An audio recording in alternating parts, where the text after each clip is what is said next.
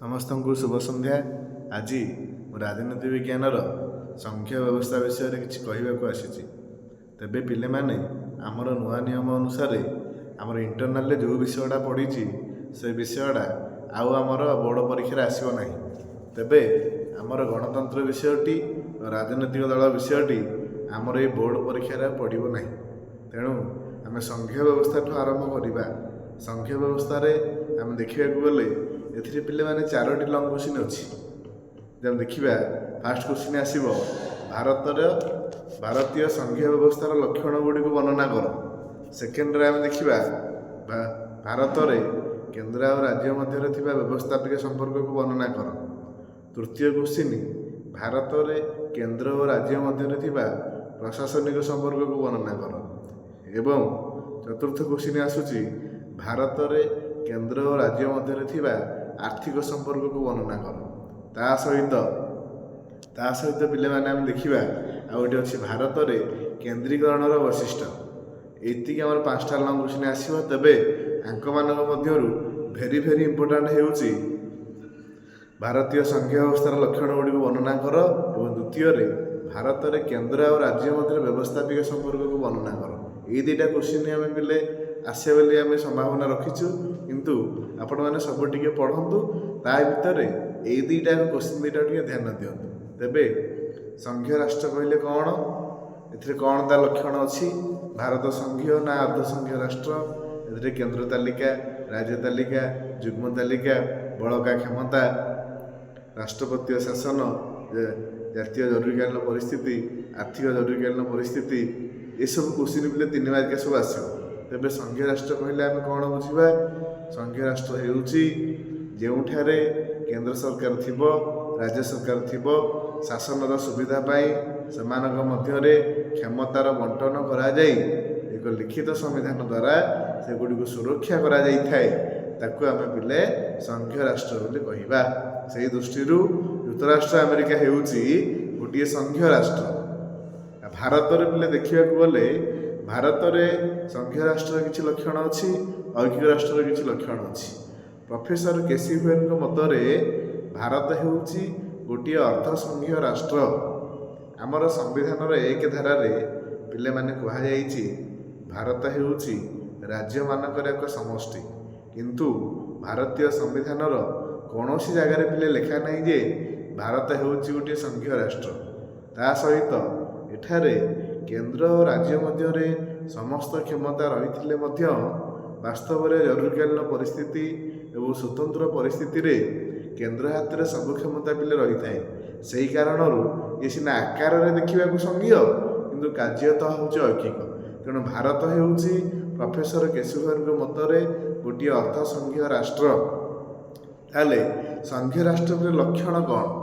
ଲକ୍ଷଣରେ ପିଲାମାନେ ଆସିବ, first point ଗୋଟେ ଲିଖିତ ଅନମନୀୟ ସମ୍ବିଧାନ, ଦ୍ୱୈତ ସରକାର, 2 ସଦନୀୟ ବ୍ୟବସ୍ଥା, ଦ୍ୱୈତ ସମ୍ବିଧାନ, ଦ୍ୱୈତ ନାଗରିକତା, ରାଜ୍ୟମାନଙ୍କର ସମାନତା, ଏଇଭଳି ଭାବରେ କ୍ଷମତାର ବିକେନ୍ଦ୍ରୀକରଣ, ଏଇଭଳି ଭାବରେ କେତୋଟି ଲକ୍ଷଣ ଅଛି।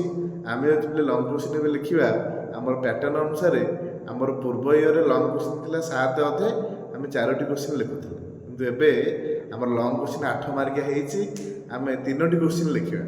ତା ଭିତରେ ଆମର ଯେଉଁ ସଂଘୀୟ ବ୍ୟବସ୍ଥା ପରଠାରୁ ଯେତେକ ୟୁନିଟ୍ ରହିଲା ସେଥି ମଧ୍ୟରୁ କୋଶ୍ଚିନ୍ ଆସିବ। ତେବେ ଏହି ସଂଘୀୟ ବ୍ୟବସ୍ଥାର ଭେରି ଇମ୍ପୋର୍ଟାଣ୍ଟ କୋଶ୍ଚିନ୍ ହେଉଛି ଭାରତୀୟ ସଂଘୀୟ ବ୍ୟବସ୍ଥାର ଲକ୍ଷଣ ବା ବୈଶିଷ୍ଟ୍ୟ ଗୁଡ଼ିକୁ ବର୍ଣ୍ଣନା କର, କିମ୍ବା ଭାରତରେ କେନ୍ଦ୍ର ଆଉ ରାଜ୍ୟ ମଧ୍ୟରେ ବ୍ୟବସ୍ଥାପିକା ସମ୍ପର୍କକୁ ବର୍ଣ୍ଣନା କର, କିମ୍ବା ଭାରତରେ କେନ୍ଦ୍ର ଆଉ ରାଜ୍ୟ ମଧ୍ୟରେ ଥିବା ପ୍ରଶାସନିକ ସମ୍ପର୍କକୁ ବର୍ଣ୍ଣନା କର। ଏଇ 3ଟା କୋଶ୍ଚିନ୍ ପିଲାମାନେ ଭଲସେ ଦେଖ, ନିଶ୍ଚିନ୍ତ ଆ ଭିତରୁ 1-2ଟା ତୁମେ ନିଶ୍ଚିନ୍ତ ପାଇବ। ତା ସହିତ 3 ମାର୍କରେ ଆସିବ କ୍ଷମତାର ବିକେନ୍ଦ୍ରୀକରଣ କ'ଣ, କେନ୍ଦ୍ର ତାଲିକା, ରାଜ୍ୟ ତାଲିକା, ଯୁଗ୍ମ ତାଲିକା, ତାପରେ ଆସିବ ଆନ୍ତଃରାଜ୍ୟ ପରିଷଦ ଗଠନ, ନଦୀ ଜଳ ବଣ୍ଟନ ସମସ୍ୟା, ଅର୍ଥ ଆୟୋଗ, ଏସବୁ ପିଲେ କୋଶ୍ଚିନ୍ ଆସିବ। ଆଉ ବହୁତ ଗୋଟେ ଭଲ କୋଶ୍ଚିନ୍ ପିଲେ ହେଉଛି ଭାରତ ହେଉଛି ଗୋଟେ ଅର୍ଦ୍ଧ ସଂଘୀୟ ରାଷ୍ଟ୍ର, ସଂକ୍ଷେପରେ ଲେଖ 3 ମାର୍କିଆ। ଏଇଟା ପିଲେ ଦେଖିବ ସବୁ ଯେଉଁମାନେ ବି କୋଚିଂ ଯାଉଛ କି କଲେଜରେ ପଢ଼ୁଛ କି ସବୁ ଆମର ମଧ୍ୟ ଏଇ ଚ୍ୟାନେଲ ମାଧ୍ୟମରେ ମୁଁ ସଂଘୀୟ ବ୍ୟବସ୍ଥାରେ କିଛି ଆଲୋଚନା କରିଥିଲି। ଯେଉଁମାନଙ୍କର କିଛି ଡାଉଟ୍ ରହୁଛି ତେବେ ନିଶ୍ଚିତ ଭାବରେ ଆମକୁ ମେସେଜ କରିପାରିବେ କିମ୍ବା ଏଇ ଲିଙ୍କରେ ମେସେଜ କଲେ ଆମେ ଆପଣଙ୍କର ଉତ୍ତର ଦେବୁ। ତେବେ ସଂଘୀୟ ରାଷ୍ଟ୍ର ବୋଲି ଆମେ ଜାଣିଲ, ସଂଘୀୟ ରାଷ୍ଟ୍ର ବିପରୀତ ହେଉଛି ଐକିକ ରାଷ୍ଟ୍ର। ଅର୍ଥାତ୍ ଯେଉଁ ରାଷ୍ଟ୍ରରେ ଗୋଟିଏ ସରକାର ଅର୍ଥାତ୍ କେନ୍ଦ୍ର ସରକାର ସମସ୍ତ କ୍ଷମତାର ଅଧିକାରୀ ହୋଇଥିବେ ତାକୁ କୁହାଯିବ ଐକିକ ରାଷ୍ଟ୍ର। ଏଠାରେ ଗୋଟିଏ ସରକାର କେନ୍ଦ୍ର ସରକାର ସମସ୍ତ କ୍ଷମତାର ଅଧିକାରୀ ହୋଇଥାନ୍ତି ଏବଂ ଦରକାର ପଡ଼ିଲେ ଏଠି ମଧ୍ୟ ଏକଛତ୍ରବାଦ ଦେଖାଯାଇଥାଏ। ତେଣୁକରି ସଂଘୀୟ ରାଷ୍ଟ୍ର ଅଲଗା, ଐକ୍ୟ ରାଷ୍ଟ୍ର ଅଲଗା। ସଂଘୀୟ ରାଷ୍ଟ୍ରରେ ଦୁଇଟା ସରକାର ଅଛି, ଗୋଟିଏ ହେଲା କେନ୍ଦ୍ର ସରକାର, ଗୋଟିଏ ହେଲା ରାଜ୍ୟ ସରକାର। ଐକିକ ରାଷ୍ଟ୍ରରେ ଗୋଟିଏ ସରକାର, ତା ନାଁ ହେଲା କେନ୍ଦ୍ର ସରକାର, ସେ ସମସ୍ତ କ୍ଷମତାର ଅଧିକାରୀ। କ୍ଲିୟର? ତେବେ ସଂଘୀୟ ଶବ୍ଦଟି ଲାଟିନ ଶବ୍ଦ ଫଏଡସରୁ ଆସିଅଛି, ଯାହାର ଅର୍ଥ ହେଉଛି ଚୁକ୍ତି ବା ରାଜିନାମା। ସଂଘୀୟ ରାଷ୍ଟ୍ର ପିଲାମାନେ ଦୁଇ ପ୍ରକାର, ଗୋଟେ ହେଉଛି କେନ୍ଦ୍ର ଅପସାରୀ ଆଉ ଗୋଟେ ହେଉଛି କେନ୍ଦ୍ର ଅଭିସାରୀ। ତେବେ ଭାରତ ହେଉଛି କେନ୍ଦ୍ର ଅପସାରଣ ଭିତ୍ତିକ ସଂଘୀୟ ରାଷ୍ଟ୍ର, କାରଣ ଏଠି କେନ୍ଦ୍ର ହାତରୁ ସବୁ କ୍ଷମତା ନିଆଯାଇଛି। କେନ୍ଦ୍ର ହାତରୁ କିଛି କ୍ଷମତା ଆଣିକି ସ୍ଥାନୀୟ ସରକାର ହାତରେ ଦିଆଯାଇଛି। ସେହିପରି କେନ୍ଦ୍ର ତାଲିକା ଅଛି, ରାଜ୍ୟ ତାଲିକା, ଯୁଗ୍ମ ତାଲିକା ଅଛି। ବଳକା କ୍ଷମତା ସମ୍ବିଧାନର 248 ଧାରାରେ ବର୍ଣ୍ଣନା କରାଯାଇଛି। କେନ୍ଦ୍ର ତାଲିକା, ରାଜ୍ୟ ତାଲିକା, ଯୁଗ୍ମ ତାଲିକା ସମ୍ବିଧାନର 246 ଧାରା 7ମ ଅନୁସୂଚୀରେ ବର୍ଣ୍ଣନା କରାଯାଇଛି। କେନ୍ଦ୍ର ତାଲିକାରେ 100ଟି ବିଷୟ, ରାଜ୍ୟ ତାଲିକାରେ 61ଟି ବିଷୟ, ଯୁଗ୍ମ ତାଲିକାରେ 52ଟି ବିଷୟ। ତେବେ ପିଲାମାନେ ଆମ ଭାରତର ଶିକ୍ଷା ବ୍ୟବସ୍ଥାଟି ଆମର ଯୁଗ୍ମ ତାଲିକାରେ ଆସୁଛି। ଏଇଟା ପରୀକ୍ଷା ପାଇଁ ଭେରି ଇମ୍ପୋର୍ଟାଣ୍ଟ। ଭାରତର ଶିକ୍ଷା ବ୍ୟବସ୍ଥା ଯୁଗ୍ମ ତାଲିକାରେ ଆସୁଛି। ତା ସହିତ ପ୍ରତିରକ୍ଷା ବିଭାଗ, ମୁଦ୍ରା ପ୍ରଚଳନ, ବ୍ୟାଙ୍କ, ରେଲୱେ ଏସବୁ ହେଉଛି ଆମର କେନ୍ଦ୍ର ତାଲିକାର ଅନ୍ତର୍ଭୁକ୍ତ। ତେବେ ପିଲାମାନେ ଏପରି ଯଦି କେନ୍ଦ୍ର ତାଲିକା, ରାଜ୍ୟ ତାଲିକାରେ କିଛି ବିବାଦ ଦେଖାଦିଏ, ତେବେ ସବୁ ଯୁଗ୍ମ ତାଲିକା ହେଉ, କେନ୍ଦ୍ର ତାଲିକା, ରାଜ୍ୟ ତାଲିକା, ଯୁଗ୍ମ ତାଲିକାରେ ଯଦି କିଛି ବିବାଦ ଦେଖାଦିଏ ତେବେ କେନ୍ଦ୍ର ସରକାରଙ୍କର ନିଷ୍ପତ୍ତିଟା ବଳବତ୍ତର ରହିବ। ତେବେ ଆମ ଭାରତରେ କେନ୍ଦ୍ର ତାଲିକା, ରାଜ୍ୟ ତାଲିକା, ଯୁଗ୍ମ ତାଲିକାରେ ଯେଉଁ ବିଷୟ ସ୍ଥାନ ପାଇନି ସେହି ବିଷୟ ଗୁଡ଼ିକ ଆମର ବଳକା କ୍ଷମତା ବା ଅବକ୍ଷିପ୍ତ କ୍ଷମତାରେ ବର୍ଣ୍ଣନା କରାଯାଇଛି। ଏହା ସମ୍ବିଧାନର 248 ଧାରାରେ ବର୍ଣ୍ଣନା କରାଯାଇଛି। ହେଲେ ଅବକ୍ଷିପ୍ତ କ୍ଷମତା କ'ଣ? ବଳକା କ୍ଷମତା ଯେଉଁ ତାଲିକା ଗୁଡ଼ିକ କେନ୍ଦ୍ର ତାଲିକା, ରାଜ୍ୟ ତାଲିକା, ଯୁଗ୍ମ ତାଲିକାରେ ସ୍ଥାନ ପାଇନାହିଁ ସେଗୁଡ଼ିକ ଅବଶିଷ୍ଟ କ୍ଷମତା ବା ବଳକା କ୍ଷମତାରେ ସ୍ଥାନ ପାଇଛି। ପିଲାମାନେ ମନେ ରଖ, କୋଶ୍ଚିନ୍ ଆସିବ ଭାରତରେ ବଳକା କ୍ଷମତାରେ କେବଳ କେନ୍ଦ୍ର ସରକାର ଆଇନ ପ୍ରଣୟନ କରିପାରିବେ, କିନ୍ତୁ ଯୁକ୍ତରାଷ୍ଟ୍ର ଆମେରିକାରେ ରାଜ୍ୟ ସରକାର ଆଇନ ପ୍ରଣୟନ କରିଥାନ୍ତି। ତା ସହିତ ଆମର ଅଛି ଅର୍ଥ ଆୟୋଗ। ଅର୍ଥ ଆୟୋଗ ପିଲେ ସମ୍ବିଧାନର 280 ଧାରାରେ ବର୍ଣ୍ଣନା କରାଯାଇଛି। ଏଥିରେ ରାଷ୍ଟ୍ରପତି ବିଭିନ୍ନ ରାଜ୍ୟମାନଙ୍କର ମୁଖ୍ୟମନ୍ତ୍ରୀଙ୍କୁ ନେଇ, ରାଜ୍ୟପାଳଙ୍କୁ ନେଇ ଗୋଟିଏ ଅର୍ଥ ଆୟୋଗ ଗଠନ କରିବେ, ଯାହା ରାଜ୍ୟମାନଙ୍କର ଆର୍ଥିକ ସମସ୍ୟା ଉପରେ ଆଲୋକପାତ କରିଥାଏ। ତା ସହିତ ଆସିଲା ନଦୀ ଜଳ ବଣ୍ଟନ ସମସ୍ୟା ଆନ୍ତଃରାଜ୍ୟ ପରିଷଦ ଗଠନ, 262 ଧାରା, 263 ଧାରା। ଆଉ ସମ୍ବିଧାନ ଧାରା 1 କହୁଛି ଭାରତ ହେଉଛି ରାଜ୍ୟମାନଙ୍କର ଏକ ସଂଘ। ଏଥିରେ ଆଉ ଗୋଟିଏ ପିଲେ କୋଶ୍ଚିନ୍ 3 ମାର୍କିଆ ଆସିବ, ସଂରାଷ୍ଟ୍ର କହିଲେ କ'ଣ ବୁଝ?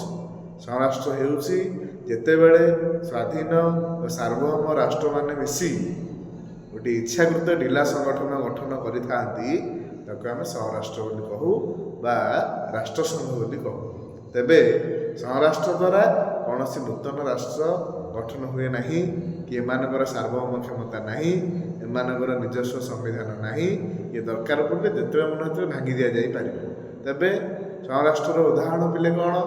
ମିଳିତ ଜାତିସଂଘ, ଓପେକା, ସାର୍କ ଇତ୍ୟାଦି ହେଉଛି ସଂରାଷ୍ଟ୍ରର ଉଦାହରଣ। ତା ସହିତ ପିଲେ ଗୋଟେ ମନେକର ପକେଇବ 3 ମାର୍କିଆ, ସଂଘୀୟ ରାଷ୍ଟ୍ରରେ କ୍ଷମତାର ବିକେନ୍ଦ୍ରୀକରଣ କହିଲେ କ'ଣ ବୁଝ? ତାହେଲେ ଏଠି କ'ଣ ଲେଖା ହେବ? ଆମେ ଲେଖିବା ପିଲେ, ଦେଖିବ ସଂଘୀୟ ରାଷ୍ଟ୍ର ହେଉଛି ଯେଉଁଠାରେ କେନ୍ଦ୍ର ସରକାର, ରାଜ୍ୟ ସରକାର ମଧ୍ୟରେ କ୍ଷମତାର ବଣ୍ଟନ କରାଯାଇ ଲିଖିତ ସମ୍ବିଧାନ ଦ୍ୱାରା ତାକୁ ସୁରକ୍ଷା ପ୍ରଦାନ କରାଯାଇଥାଏ, ତାକୁ ସଂଘୀୟ ରାଷ୍ଟ୍ର କୁହାଯାଏ। ତେବେ ପିଲେ ଏଠାରେ କେବଳ କେନ୍ଦ୍ର ସରକାର ହାତରେ କି ରାଜ୍ୟ ସରକାର ହାତରେ କ୍ଷମତା ରହେ ନାହିଁ। ଏଠାରେ ଶାସନର ସୁବିଧା ପାଇଁ କ୍ଷମତାକୁ ଉଭୟ କେନ୍ଦ୍ର ସରକାର ଆଉ ରାଜ୍ୟ ସରକାର ମଧ୍ୟରେ ବଣ୍ଟନ କରାଯାଇଛି। ଇଏ ହେଉଛି କ୍ଷମତାର ବିକେନ୍ଦ୍ରୀକରଣ, ଯେଉଁଟାକି ସଂଘୀୟ ରାଷ୍ଟ୍ରର ଏକ ଲକ୍ଷଣ। ଆମ ଏଇ ଭାରତରେ କେନ୍ଦ୍ର ଓ ରାଜ୍ୟ ଉଭୟ ଉଭୟଙ୍କୁ କିଛି କିଛି କ୍ଷମତା ଦିଆଯାଇଛି, ଯାହାଦ୍ୱାରା ଶାସନରେ ସୁବିଧା ହେଉଛି। ଦ୍ୱିସଦନୀୟ ବ୍ୟବସ୍ଥା ପିଲେ କ'ଣ? ଆମ ଏଇ ଭାରତ ହେଉଛି ଗୋଟେ ସଂଘୀୟ ରାଷ୍ଟ୍ର। ଏଠି ଦେଖିବାକୁ ଗଲେ ଗୋଟିଏ ଦ୍ୱିସଦନୀୟ ବ୍ୟବସ୍ଥା ରହିଛି। ଲୋକସଭା ରାଜ୍ୟସଭା ରହିଛି, ଯେଉଁଟାକି ଦ୍ୱିସଦନୀୟ ବୋଲି କୁହାଯାଉଛି, ଯେଉଁଟାକି ସଂଘୀୟ ରାଷ୍ଟ୍ରର ଏକ ଲକ୍ଷଣ। ପିଲାମାନେ ଏଥିରେ ଇମ୍ପୋର୍ଟାଣ୍ଟ କ୍ୱେଶ୍ଚିନ୍ ହେଲା କେନ୍ଦ୍ର ତାଲିକା, ରାଜ୍ୟ ତାଲିକା, ଯୁଗ୍ମ ତାଲିକା, ଅବଶିଷ୍ଟ କ୍ଷମତା, ଆନ୍ତଃରାଜ୍ୟ ପରିଷଦ ଗଠନ, ନଦୀ ଜଳ ବଣ୍ଟନ, ଅର୍ଥ ଆୟୋଗ, ସଂରାଷ୍ଟ୍ର କ'ଣ, ଏସବୁ ଅଛି। ତା ସହିତ ସଂଘୀୟ ରାଷ୍ଟ୍ର କ'ଣ, ଐକ୍ୟ ରାଷ୍ଟ୍ର କ'ଣ, ଏହିସବୁ କ୍ୱେଶ୍ଚିନ୍ ଏଥିରୁ ଆସିବ। କ୍ୱେଶ୍ଚିନ୍ ଆସିବ ଲାଟିନ୍ ଶବ୍ଦ ଡ୍ୟାସ୍ରୁ ସଂଘୀୟ ଶବ୍ଦଟି ଆସିଅଛି, ଉତ୍ତର ଆସିବ ପଏଡସ୍। କ୍ଷମତାର ବିକେନ୍ଦ୍ରୀକରଣ ଡ୍ୟାସ୍ ରାଷ୍ଟ୍ରର ଏକ ଲକ୍ଷଣ, ଉତ୍ତର ଆସିବ ସଂଘୀୟ ରାଷ୍ଟ୍ର। କ୍ଷମତାର କେନ୍ଦ୍ରୀକରଣ ଡ୍ୟାସ୍ ରାଷ୍ଟ୍ରର ଏକ ଲକ୍ଷଣ, ଉତ୍ତର ଆସିବ ଐକ୍ୟ ରାଷ୍ଟ୍ର। ଡ୍ୟାସ୍ ରାଷ୍ଟ୍ରରେ ଦ୍ୱିସଦନୀୟ ବ୍ୟବସ୍ଥା ଦେଖାଯାଏ, ଉତ୍ତର ଆସିବ ସଂଘୀୟ ରାଷ୍ଟ୍ର। ଅର୍ଥ ଆୟୋଗ ଡ୍ୟାସ୍ ଧାରାରେ ବର୍ଣ୍ଣନା କରାଯାଇଛି, ଉତ୍ତର ଆସିବ 280 ଧାରା। ଆଉ ଗୋଟିଏ ପିଲେ ସର୍ଟ କ୍ୱେଶ୍ଚିନ୍ ହେଉଛି ମହାହିସାବ ରକ୍ଷକ ବା ମହାସମୀକ୍ଷକ ସମ୍ବିଧାନର ଡ୍ୟାସ୍ ଧାରାରେ ନିଯୁକ୍ତି ପାଆନ୍ତି, ଉତ୍ତର ଆସିବ 148, ଉତ୍ତର ଆସିବ 148 ଧାରା। ତା ସହିତ ନଦୀ ଜଳ ବଣ୍ଟନ ସମସ୍ୟା, ଆନ୍ତଃରାଜ୍ୟ 262 ଧାରା, 263 ଧାରା। ଏତିକି ପିଲେ ରହୁଛି। ନେକ୍ସଟ ପିରିୟଡ଼ ଆମେ ଦେଖିବା ପଞ୍ଚାୟତ ରାଜ ବ୍ୟବସ୍ଥା। ଧନ୍ୟବାଦ।